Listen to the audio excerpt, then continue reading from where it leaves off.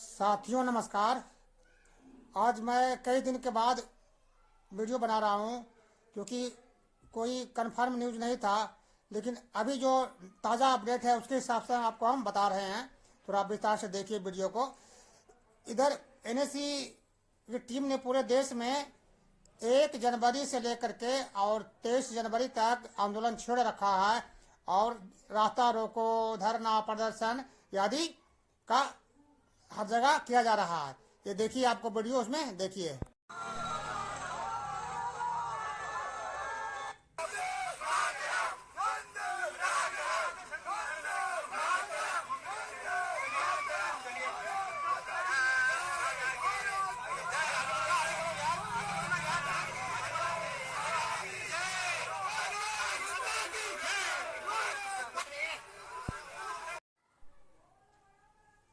दूसरा अपडेट यह है कि आज यानी 17 जनवरी का जो हिंदुस्तान पेपर है उसमें ईपीएस 95 बढ़ोतरी का न्यूज को बहुत ही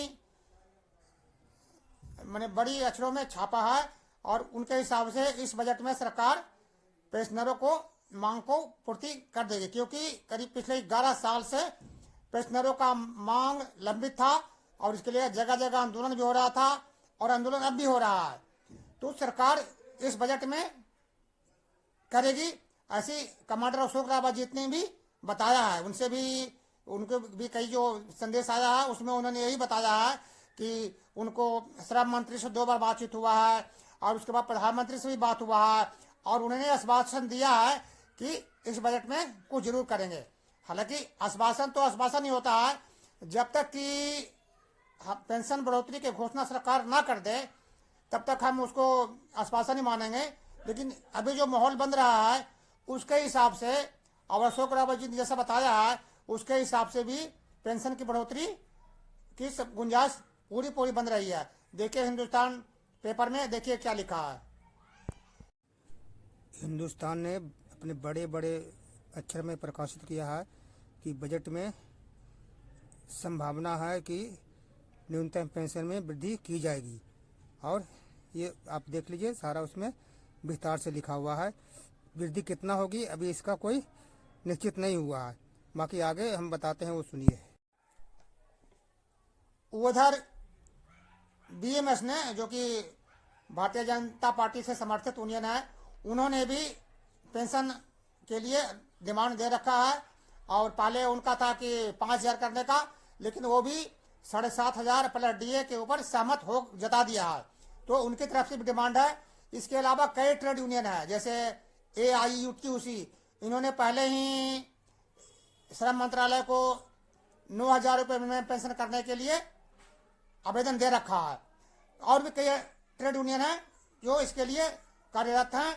लेकिन मुख्य रूप से हमारे जो अशोक रावत जी हैं वो कार्यरत हैं और जगह जगह धरना प्रदर्शन हो रहा है। हालांकि मैंने बात करने की कोशिश किया लेकिन बात नहीं हुआ। हमने उनसे को यही सलाह दिया था, हमारा सलाह यही है रावत जी को कि पूरे देश में आंदोलन करने के बजाय 26 जनवरी के बाद दिल्ली जंतर मंतर पे और जो भी जितने सांसद सदस्य हैं और प्रधानमंत्री कार्यालय है वहां पर धरना प्रदर्शन और रास्ता रोको आंदोलन लगातार जारी रखे, क्योंकि जब तक सरकार के ऊपर दबाव नहीं बनेगा तब तक सरकार सोई रहेगी।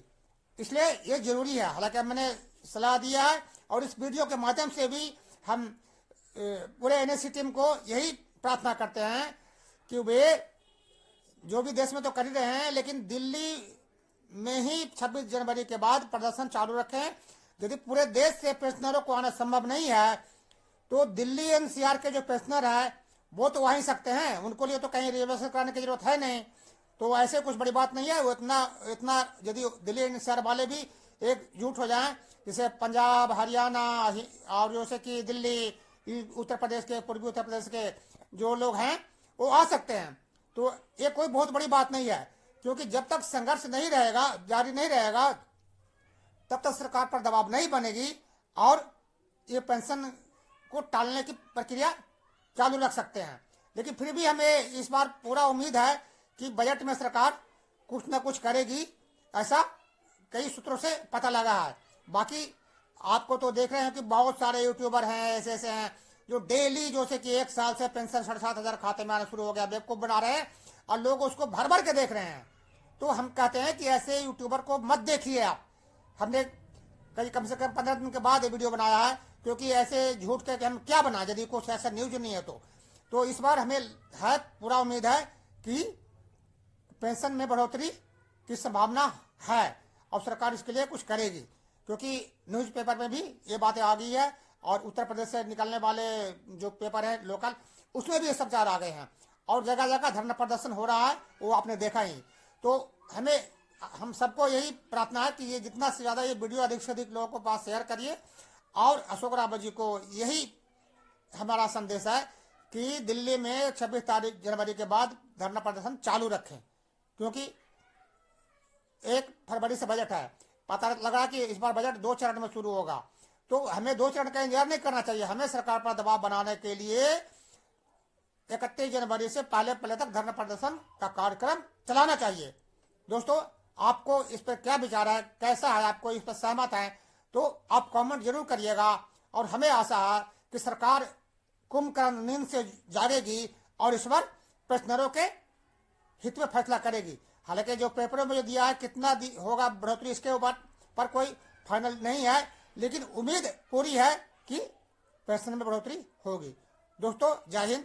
आप वीडियो को यदि पहली बार देख रहे हैं तो इसको सब्सक्राइब करिए और आगे भी बढ़ाइए ताकि पूरे एनएससी के टीम को भी इस बात की जानकारी हो। हालांकि हमने उनसे फोन पर बात करने की कोशिश किया लेकिन उनसे बात नहीं हुआ। दोस्तों, जय हिंद।